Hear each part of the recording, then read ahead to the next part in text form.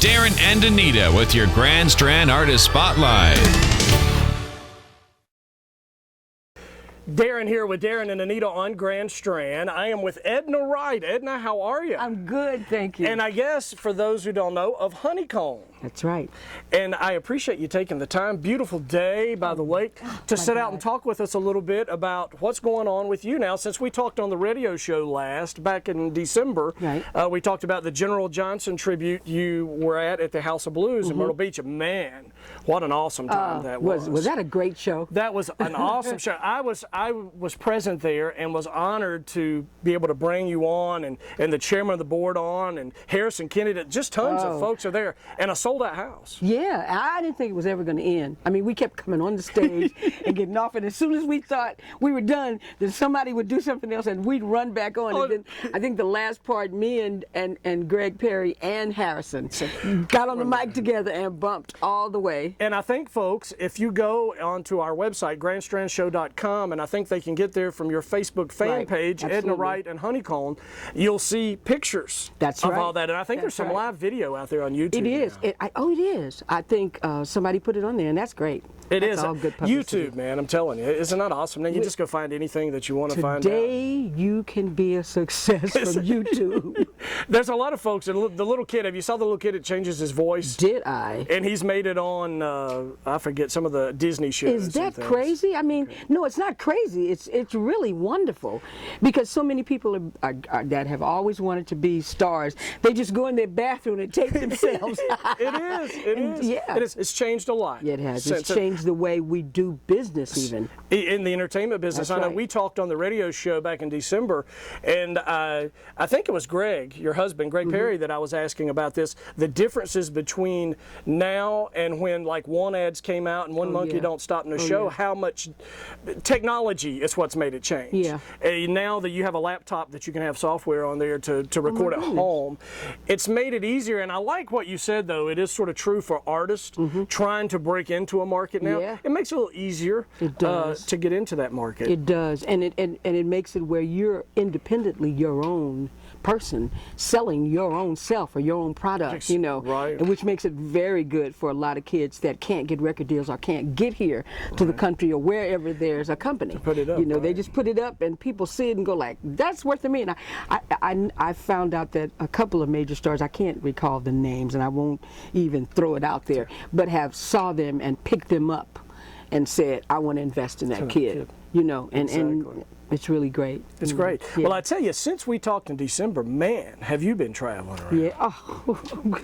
Yeah. Hey, I think I was going on the fumes of the, you know how they say that you go into the jet stream? Exactly. I was on the you jet were floating. stream. Yeah. Floating on that stream. I was. Cloud nine, as the Temptations would say.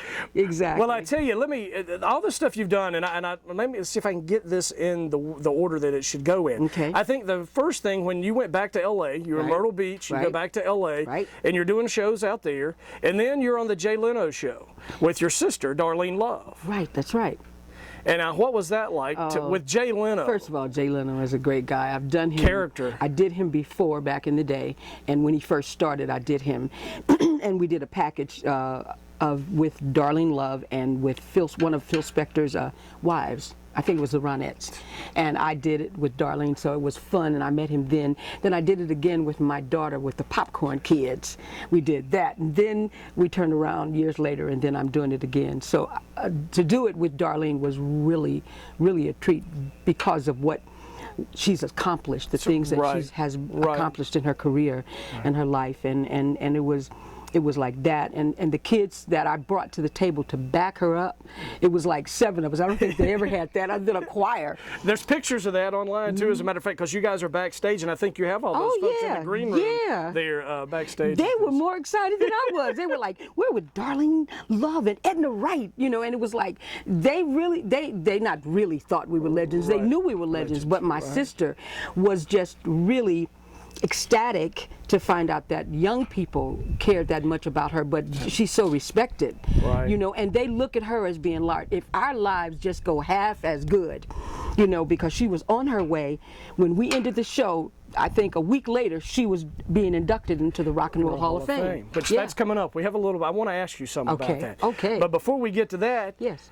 Joan Rivers. Oh, yeah. When I left J-Lo, I flew to San Francisco to do Joan Rivers. Now, Right. wow. Incredible. I don't know, Yeah, it just was knowing Joan Rivers and all that, and you guys were the big act to bring Joan on with, with the Honeycombs and all that. I tell you, what was Joan like? I just have to ask that because just She is so sweet, but she's crazy too. She's funny. You know, you kind of like stand back and you watch her and you say, okay, is she going to say something? Right. You know, that's going to make you laugh. What really made it amazing is that she respected us as well. right As doing what we did. And we had such a great time working with her. And that night when the show went on, she made us go back out 3 times. Clap again. And it was, the crowd, when we left, they were standing up. But it was a great show. We put on a very good show. Awesome. You always put. I have not seen you do a bad show. What is bad? So going back to your sister for just a second, Darlene Love, you mentioned at the end of the Jay Leno thing that she was going on, and her next big thing was the Rock and Roll Hall of Fame, but the induction into the Rock and Roll Hall of Fame. Now, for those couple weeks, Edna, it had to be jet lag is what we're talking about, because you're Jay Leno with your sister, Joan Rivers, you're performing the Honeycombs, opening for Joan Rivers, and for her show, the artist there, and then you're off to, I always thought, until you just told me off camera that this happened, and folks, this is information for you.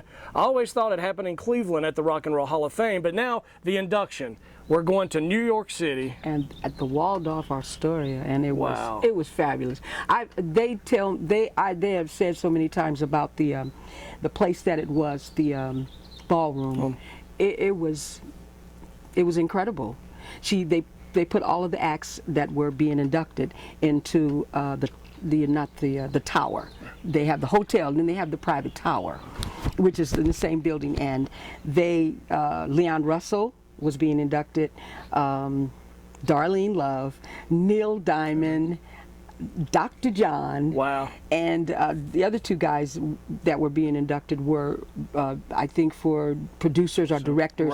They were getting the Ahmet Ertegun award, you know. So I don't remember what their names were. I can't recall it so quickly, but it was unreal. Everybody should experience the rock and roll. My sister, she was so pretty. She was so pretty, and she had such a tenderness that night, and she was so humbled by it, because for so many years her producer had kind of sideways got her not to be inducted, but because of the love of Bruce Springsteen, Elton John, and Bette Midler, she got in there with their support, and it was phenomenal. As a matter of fact, when she got ready to do her part of the show, Elton played the piano, Bette Midler took a part of the record, the Do Run Run, and Bruce was definitely going to play. So the show was a culmination of crazy. I mean, Fox, what's his name? Michael J. Fox was there. Douglas was there. His wife, Catherine Zeta-Jones. They were there. It was a magical night. At the Waldorf. They were there. And Neil Diamond was crazy. He was flying in from Australia, so he was still on fumes. So everybody's on fumes. Yeah. It was when I saw him backstage and yelled at him and talked to Dr. John and Leon, and Dr. John, who I knew from the days of Phil Spector, because they played. Leon played piano for him, and Dr. John was another. We all knew each other from back in the days, in the 60s, and it was just like, home week.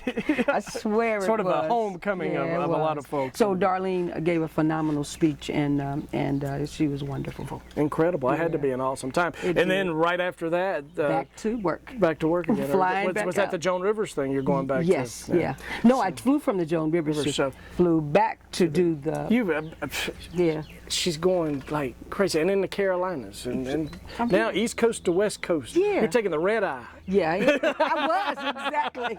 I was getting back. Yeah, it was crazy, but I loved it. back in the Carolinas, and you're finding out a little bit, I guess, since December about this Carolina beach music world. Yeah. Carolina beach music. Amazing. And what our show is all about is the Carolina, keeping the music alive is, I guess, what we try to do. And especially the new artists that are out there bringing Carolina beach music alive. And now you're interested in it, which to me is just a big oomph for Carolina beach music for you to be that. Now, you have done, I know there was a concert in Salisbury with the Chairmen of the Board that you were with, and then you did the big Triangle Beach Music Festival over in Garner, North Carolina, near Raleigh. Now, what was that like? I know Salisbury was a big crowd, but Triangle, man. Salisbury was wonderful because a lot of the people that had seen me at the House of Blues came down unexpectedly, not knowing that I was going to be there. And they took pictures and video and everything, and they just went crazy. They kept running to me, my God, it's wonderful. And I thought it was so great. But the next day, or a day later, we went to, where was it? Garner, North Carolina, the Triangle Beach Music Festival. It was like, what was it, about 20,000 people there? That was a lot. I think I've seen 20, 30 or something. I've seen different things on Facebook and different things. It's what we call a sea of people. It was that, and you know the thing that we were just talking about, YouTube and all that, folks. Facebook.